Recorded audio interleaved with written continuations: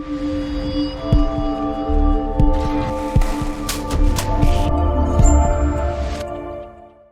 everyone, and welcome back to UE5 BP Guru. Today we're looking at making our zombie attack. Now, I spent a little while getting this working, so I'm just going to go through what I've done to get to this position. Now, obviously, as you know, I've got all the zombie packs. I got Unreal. You get most of them for like a $5 these days for zombies.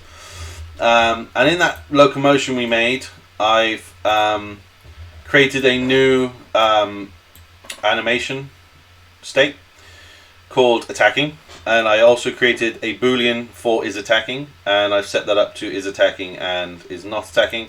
And in here I've just put a left hand animation, sort of attacking animation. In the event graph, I've called and set that I've basically created the same boolean in the zombie master and set that is attacking here. So that it runs the animation every time we call is attacking. And then in our zombie master, I've set up a bunch of kind of new stuff. The first of which, in the viewport, I've added in a collision box, just so that if the player enters this collision box, they will get attacked. They'll get swung out by the zombie. And in here, I've commented off a bunch of stuff. So all the stuff we've done before. So we've got our can see player, and the random roam. In here, I've just called that random roam here now instead of using our decision tree, because I'm going to set everything up a little bit differently. And I've called that random roam in the event begin play. For the collision box, I've got the overlaps for end and begin. I've cast it to the third person character. I've set it as a variable so that we can call it later on. We've set our a new boolean in range. So I need to explain that. Sorry, I do apologize.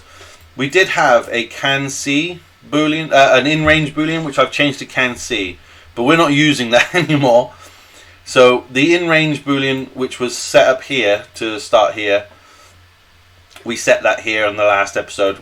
I've removed that for now because it's not actually useful. But I have set it here in the begin overlap, the in range here.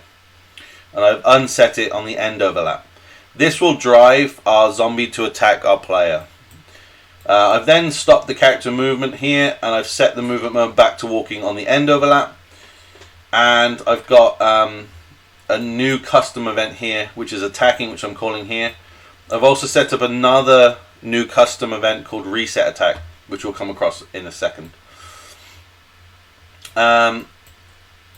So the next thing is, for that custom event, the attacking event, we're calling that, we're getting a branch to check if we're still in range of the zombie. If we are, we're setting our new is attacking boolean to true, so that it plays the attacking animation. We're then creating a delay so that that animation has time to play in full. Once the animation is finished playing, we will set our current health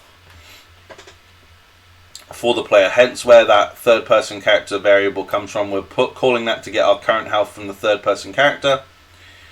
We're also getting our current health, and we're minusing off a new float variable called damage, which I've set to 10 for now. So minus the damage from the current health and set our new current health. We're then going to reset our attacking to false, and then we're going to call that custom event reset attack, which we're going to look at now. In the event, we're calling an event tick. The reason for that is that what I found was happening is the zombies stopped attacking after a couple of attacks, and then kind of just wandered off and did something else, which was kind of frustrating. So we're just double checking that we are still in range before we run our event, because it's very expensive to run event ticks, as probably a lot of you know. So we want to make sure we are definitely in range before we start running this. We're going to take a delay. We're going to take a second in between each attack, and then we're going to do once. We only want it to attack once, and then we'll run our attacking code. Once that's happened, we will reset our attack. Okay. So this is checking constantly. The first time here, we're actually I don't think we actually need that, thinking about it. So I'm going to remove that. So what's going to happen is this event tick is going to constantly check to see if we are in range of the zombie. The moment we become in range, it'll wait a second and then it's going to attack. But because we're using a do once, we have to reset the do once so that it'll do it again and again and again. And we only want to reset it at the end of our attack. And what will happen is we'll reset this, okay? We'll reset this do once, and the event tick's going to keep firing, and it's going to check if we're in range again, wait a second, and then it's going to attack again, okay? So let's give it a go. Let's give it a try and see what happens. So our zombie still random roams to begin with. Because of the way we set this up, it will see me and it will chase me now. It will remember where I am and it will continually follow me until it catches up with me or it's dead. And then when it gets in range of us, it will attack. It'll attack again. It'll attack again. It's a bit clunky. I think I need to add some smoothing to the animations because it does get stuck on that delay. But I think that's also because there is like a very... I think this should be actually 1.46667 or something like that. I think that's where that extra second's coming from, maybe? Because we're not unsetting that attack, right? So let's give it another go. It could probably be even less, to be fair. Let's do 1.4. Let's do 1.3, see what happens. But I think that's what's happening is it's not unchecking attack and then it's not going back into the idle quick enough. So it's getting stuck. Yeah, it's a little bit better. It's a little bit quicker. It's not pausing there as long. And then we're obviously taking damage. If we move away, he will continue to chase us until he catches back up with us or he's dead. So hopefully you found that helpful. Hopefully, if you have any questions, please ask me in the comments. But now our zombie is now random roaming, seeing our player, and he will attack the player as soon as he's in range, and we will take damage from that. All that's left to do now to get this all the way around is for our player to now attack the zombie. I have got another little special episode I want to work on, which is giving the zombie some hunger, so that when his hunger gets to 0, if he comes across a collision box that will be set up to be like food, for example, like a dead body or an animal, whatever it might be, it will feed from it. And it's just adding a little bit extra life to our zombie.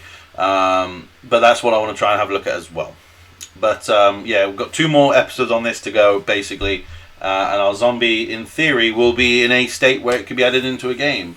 Obviously, a few kinks in there. I want to slow the zombie down a little bit more, and also maybe reduce that that delay a little bit more, so it actually does go back into that idle before it kind of freezes at the end of that animation. But overall, it is in a completed state. So hopefully you found this useful. Thank you so much, guys, for watching. If you have any questions, leave them in the comments or any subscriber requests. And don't forget to subscribe, it's free to do, and you can always change your mind on the line. Thank you so much, guys. Take care. Bye.